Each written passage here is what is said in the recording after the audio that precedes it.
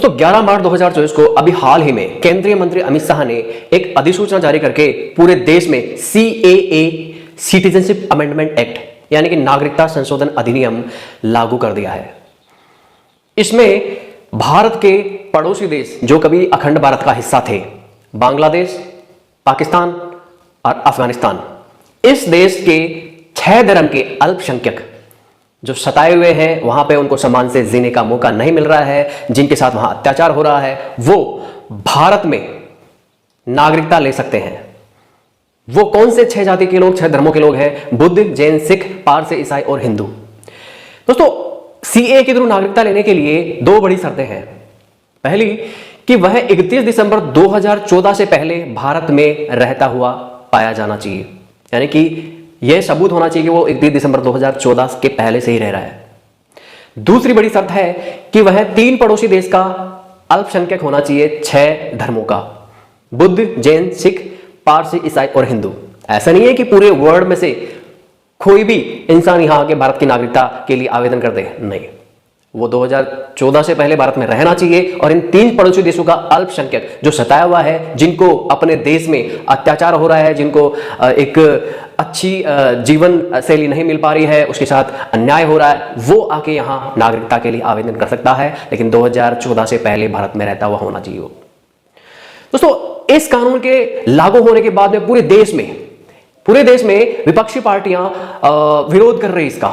जगह जगह इसमें, चाहे केरल ले लो, चाहे पश्चिम बंगाल में ममता बनर्जी ले लो, चाहे दिल्ली में अरविंद केजरीवाल ले लो, चाहे हमारे ओवैसी जी ले लो, चाहे और कोई भी विपक्षी नेता है, कि वो इसका विरोध कर रहा है। वो कह रहा है कि देश में हम धर्म के आधार पर जो पक्षपात करता है उस काले कानून को हम लागू नहीं होने देंगे। ये शब्द ममता बनर्जी ने कहे थे कि ये धर्म के आधार पर लोगों को बांटता है, इसलिए हम पश्चिम बंगाल में इसको लागू नहीं होने देंगे। ऐसा ही ओवैसी जी का कहना है और ऐसा ही अरविंद केजरीवाल का और केरल के जो मुख्यमंत्री है उनका। दोस्तों मैं पूछना चाहता हूं उन विपक्षी दलों से कि धर्म के आधार पर बांटने का काम ये सरकार तो नहीं कर रही है।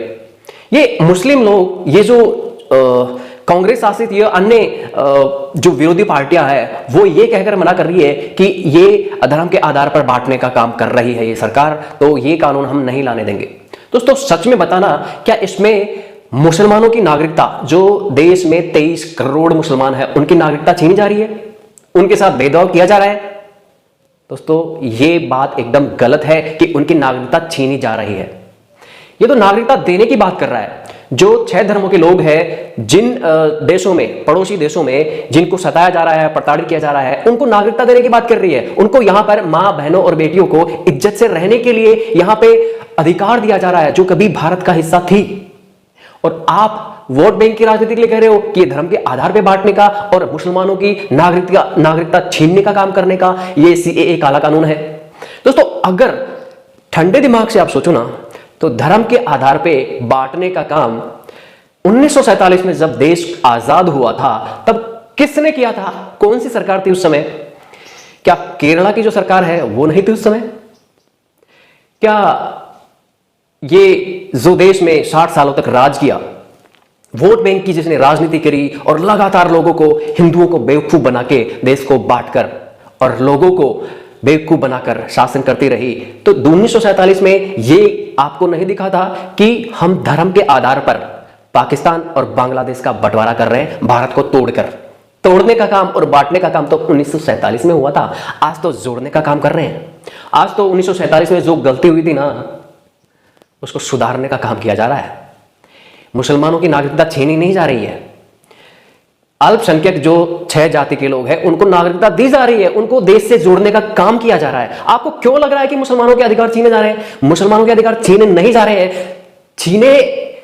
जो अधिकार छीने गए थे 1947 से लेके आज तक, जिनकी कोई शुद्ध लेने वाला नहीं था, 6 धर्मों के लोगों को, जो अल्पसंख्यक है उन देशों में, बांग्लादेश, पाकिस्तान और अफगानिस्तान में जो मुस्लिम बहुल है, उनमें जहां इनके साथ अत्याचार हो रहा है, भेदभाव हो रहा है, उनको यहां पर लाके उनको अच्छी जिंदगी देने की बात की जा रही है, उनके मुख्य धारा से जोड़ने की बात की जा रही है, बांटने की नहीं।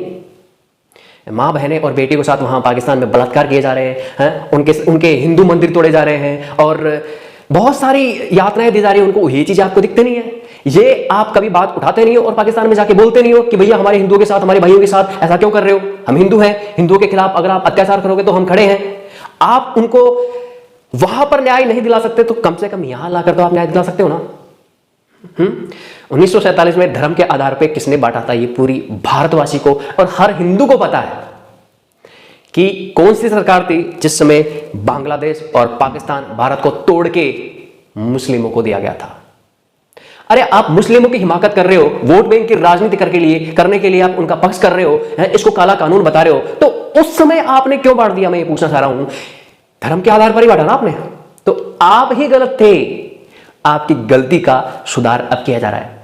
और हां, आप बात कर रहे हो कि मुसलमानों को धर्म के आधार पर बांटने की।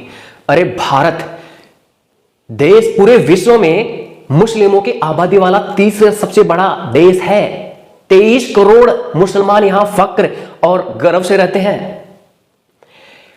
पूरे देश में, पूरे विश्व में पाकिस्तान पहले नंबर पर है 24 करोड़, दूसरे नंबर पे इंडोनेशिया है उसकी 23 करोड़ और तीसरे नंबर पे भारत ही है। 23 करोड़ उसकी जनसंख्या है मुसलमानों की, वो भी तो सम्मान से रह रहे हैं ना। ये तो कुछ चुनिंदा लोग हैं जो सिर्फ विपक्ष को गलत मानते हैं और वोट बैंक की राजनीति करते हैं और उनका माइंडसेट ही है ना हमेशा वार करने का रहता है। अरे ठंडे दिमाग से सोचो भाई, 1947 में धर्म के आधार पे देश को किसने तोड़ा?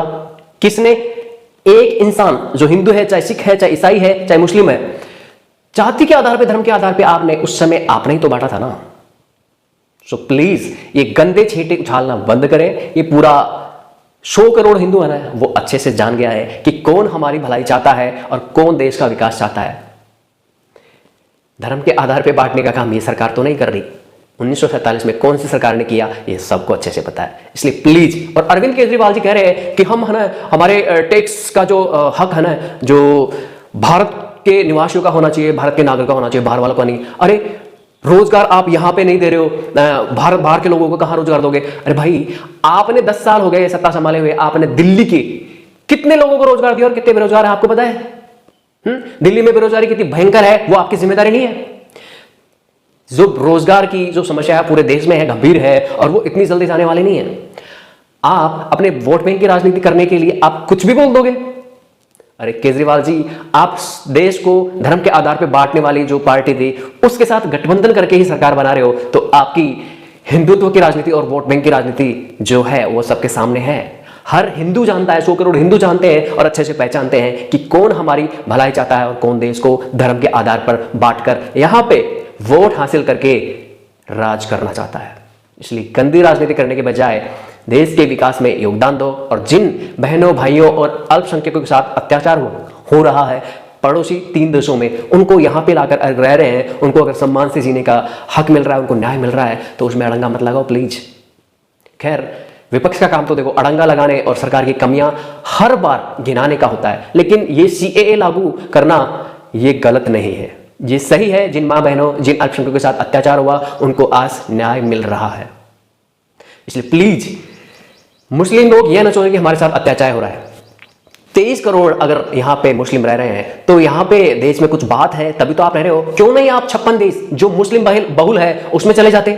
नहीं जाओगे ना। आप क्या पाकिस्तान में रहना पसंद करोगे? अगर गारंटी के साथ कह रहा हूं मैं, अगर आज सर्वे करवा लिया जाए ना, 23 करोड़ लोगों में से जो मुस्लिम लोग हैं, हमारे भाई हैं, वो कौन कौन पाकिस्तान जाना चाहता है, अफगानिस्तान जाना चाहता है या बांग्लादेश जाना चाहता है, अगर सर्वे करवाना चाहे ना, तो 23 करोड़ में 1 करोड़ लोग भी नहीं कहेंगे कि हम जाना चाहते हैं। वो हिंदुस्तान में ही रहना चाहेंगे, क्योंकि हिंदुस्तान एक शांतिप्रिय देश है, एक डेमोक्रेटिक देश है और एक विकास करने वाला देश है जो सबको साथ लेकर चलता है। ये तो विपक्षी लोगों की क्या, इनके पास कुछ काम ही नहीं बचा।